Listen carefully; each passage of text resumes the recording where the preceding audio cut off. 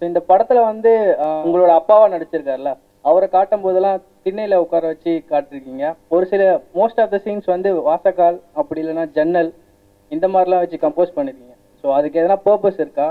கண்டிப்பாக அந்த ஸ்பேஸ்ன்னு இருக்க ஒவ்வொரு லொக்கேஷனுக்குள்ளேயும் இந்த படத்தில் வந்து தாத்தா எப்பொழுதுமே வீட்டுக்கு வெளியில் இருக்கக்கூடிய அந்த முத்தத்திலே உட்காந்துட்டு இருப்பாரு. ஸோ அவர் தான் அந்த வீட்டினுடைய பவர், அந்த வீட்டினுடைய அடையாளம், ஐடென்டிட்டி. அவர் பையனுக்கு அடையாளம் கிடையாது, அவருக்கு தான் அடையாளம். அவர் தான் அந்த வீட்டினுடைய என்ன சொல்கிறது, அந்த வீட்டினுடைய முகவரி அவர் தான். அந்த வீடு அவர் பையனோடது இல்லை. அப்புறம் வடிவு, அதாவது கல்யாண சுந்தரத்தினுடைய மனைவி எப்பொழுதும் பிகைண்ட் த பார்ஸ்லேயே இருப்பாங்க, ஜன்னலுக்கு பின்னாடியே தான் நின்றுருப்பாங்க. பெரும்பாலும் அவங்க ஜன்னலுக்கு அந்த பக்கம் இந்த பக்கத்துலேயே இருந்துட்டு இருப்பாங்க. அண்ட் அவங்களுக்கு வந்து அது ஒரு புகுந்த வீடு, ஒரு இன்லாஸ் ஹவுஸ். அதில் அவங்க நிறைய விஷயத்த சொல்ல முடியாது, சில விஷயங்களை மட்டும் சொல்ல முடியும்.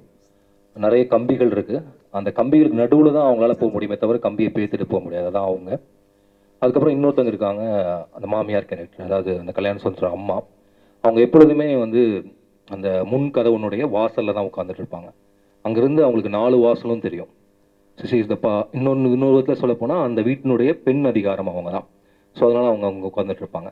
இந்த எல்லா கதவுகளுக்குள்ளேயும் ஜன்னலுக்குள்ளேயும் போயிட்டு வரக்கூடிய ஒரே கேரக்டர் வந்து செல்லம்மா. கல்யாண சுந்தரம் 2 தடவை தான், முதல் தடவை பணம் எடுக்கிறதுக்கான கதவுக்குள்ளே போவார், மெயின் கதவுக்குள்ளே. அப்புறம் கடைசியில் சண்டை போட்டு வெளில வருவார். அந்த 2 தடவை தான் மெயின் நுழைவாயில் உள்ளுக்கு போவார். மற்றபடி பிஹைண்ட் த டோரில் தான் வந்துட்டு இருப்பார். ஏன்னா அவருக்கு அந்த வீட்டில் அவ்வளோதான் அங்கீகாரம் இருக்குது அப்படிங்கிறது. இப்போ இதெல்லாமே வந்து சொல்லாமே புரிஞ்சிடும், அதான் அந்த கதை.